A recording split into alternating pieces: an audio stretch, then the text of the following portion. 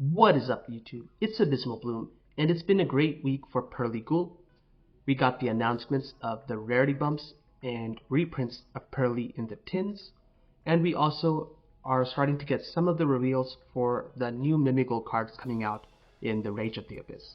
So there's going to be a lot more for this deck, but as of right now, you guys have been asking me what my current Purrely-Ghoul list looks like after the ban list. So in this video, I'm going to be showing you my list, as well as some cards you might want to consider for your own Purrely-Ghoul list. So without further ado, let's just go right into the profile.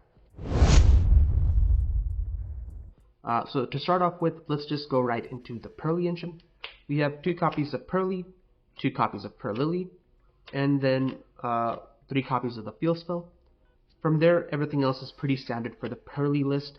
You max out on all the My Friend Purrelys, play 3 copies of each of the quick plays that you can, and then you max out on all the other ones as well. Lastly, we have the Yeep and just the 1 copy.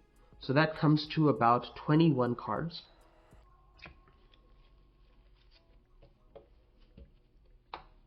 Next, for the Mimighoul package, we have 3 copies of Dragon, 2 copies of Archfiend, and 1 copy of Cerberus.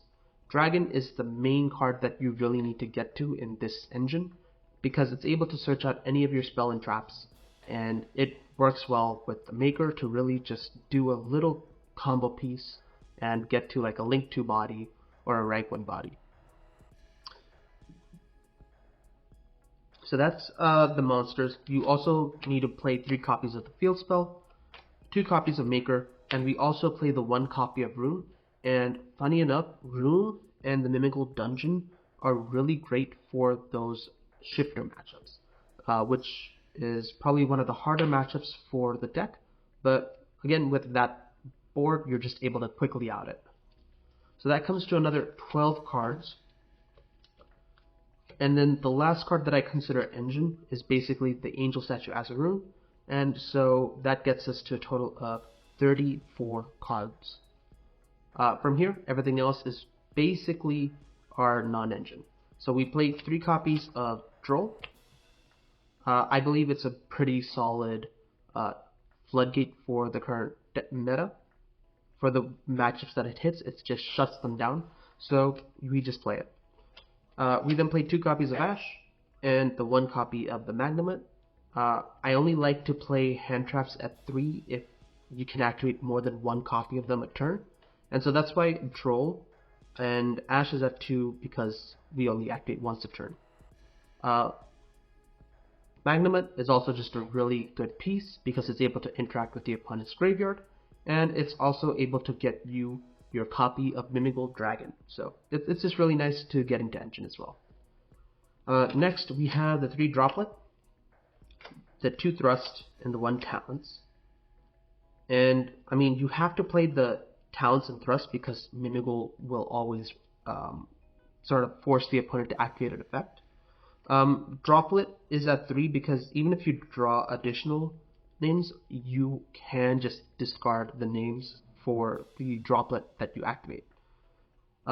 Lastly, we have the 1 copy of Terraforming, which can get you into engine and can be searched off of Thrust, so it's kind of nice. 2 copies of Imperm and the 1 copy of the Black Glass. So that is the current main deck. So now I'm on 2 copies of Purrely Noir and 1 copy of Purrely Happiness. This guy can OTK now, so it's really nice, especially if you have the other Mimighoul monsters. So it's nice to just be able to make him, and even if you don't, you can just go into like a Zeus later and just board wipe. And so it just means it's a matter of if your opponent has the out after that. We then play 1 copy of each of the rank 2s. You usually don't really need more than that because you can just use Yeep to shuffle them back afterwards. So that's fine. And then we have the Zeus package. So we have Zeus, Typhon, Downer, and then the 2 rank 1s that we usually make that get us there are either the Assembled Nightingale, and we also have number 13. Number 13 is also actually really nice because it's got 2 uses. The main one is to force the flip of the monsters that you give the opponent, and it can be made either through the Purrely engine or the Mimighoul engine, so that's nice. But the other cool thing is going second, because you force all your opponent's monsters into attack position. It just helps eat Purrely Happiness to potentially OTK, or you can make it so that eat Purrely Happiness crashes into an opponent's monster, and then trigger the field spell and My Friend Purrely. So it's just really nice for just that hand resource or potentially OTKing. Lastly, we have the one Silhouette Rabbit, the one SP Little Knight, and the one Anima. Not much to say here. Anima into SP to break the opponent's board, and then we also have the Typhon, so it sort of helps with that to really just break boards. And then Silhouette Rabbit for when we go first. So that is the extra deck. For the side deck, I'm playing 3 copies of the Dogwood for when you're worried about time. We have 3 copies of Fissure for when we go first, because it doesn't really hurt us because we're more of an Xyz based deck. And yeah, it's good for the matchups that we wanted it.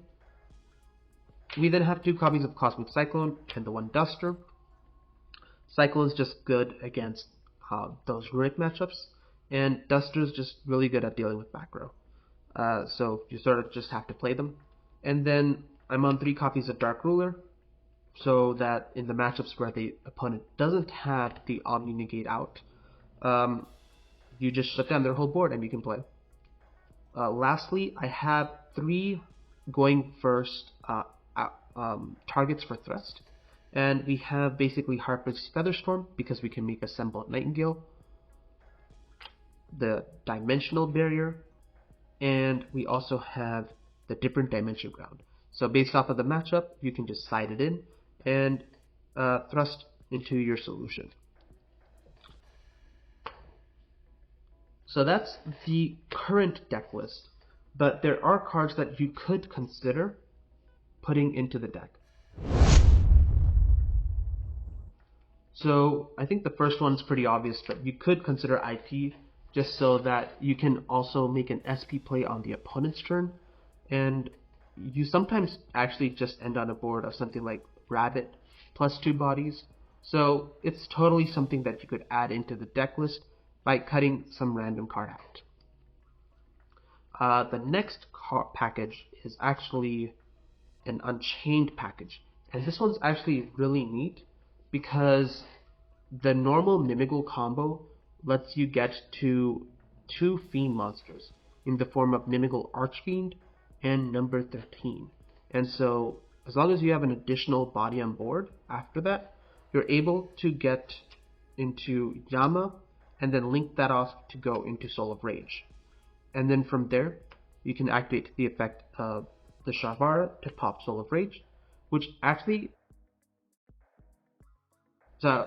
only brings back the Soul of Rage, but it's also able to recycle your Mimighoul Archfiend to place on the opponent's board. So it's a really neat combo that's able to potentially just force a hand drip of 2. And you also have the Soul of Rage into SP. So it's a really nice little combo piece there. Next, this is something that was recently introduced to me, but the same way that we can get 2 Fiends, you can also actually get to 2 Dragons with the Mimighoul stuff. So you could easily just make a Seals and pass, which is already actually pretty decent because Seals can Seals can return any card to the opponent's hand, and so that's able to interact with your opponent's field spells as well, and continuous spells. So it's able to interact with a lot more than what Soul of Rage normally would be able to, and it's also then able to go into your other dragons. So you could go for a Bestial Magnamut, you could go for a Baldrake, and they also serve as interruptions if you draw them, so it's nice. And then lastly, if you want, you could also just use this to go into a Mimighoul Dragon or a Bestial Magnamut to search Dragon. So it's really nice. I might even consider a copy of the Koki Meru Drago because of this. The next are all basically non-engine that I'm looking at that you might want to consider yourself. So the first one is actually spheres. Um, it just makes it so that when you're going second, you're able to out a lot of bodies. You do lose out on your normal summon, but honestly, that's still fine because the Purrely engine can still start special summoning, and even if you don't do the Purrely stuff, if you have Mimighoul Maker, you can still potentially just do the Mimighoul combos. So honestly, it's not too bad. Plus, the Mimighouls can actually just special summon themselves to the opponent's board. So even if they only have 2 monsters, you can just give them a body and then tribute all of them. So it's something that I think is really nice, just because it can break boards that Dark Ruler can't now. So yeah, I think I'm going to be playing this. Next, we also have the Call by the Grave, though I don't like it in the main. It's more of a side card, I think, right now for when you go first specifically. So you could put that in there. And then the last little bit is actually a whole level 1 package. It's more of a meme, really, but the deck as is, the main deck is already a bunch of level 1s. And so I've been thinking about just playing Where Art Thou so that you can get into any of your engine or non-engine. So you could just use Where Art Thou to search for DD Crows or even Veilers. And that would make it so that even if you draw your hand traps and you can't use them, you could just normal summon it and use it as a part of a rank 1 or some of the link plays. So those are everything that I'm considering at the moment. But yeah, you guys can totally take any of these cards that you want for your own list and sort of see how it does. So that's where I'm at. I hope you guys enjoyed, and I'll see you guys in the next one.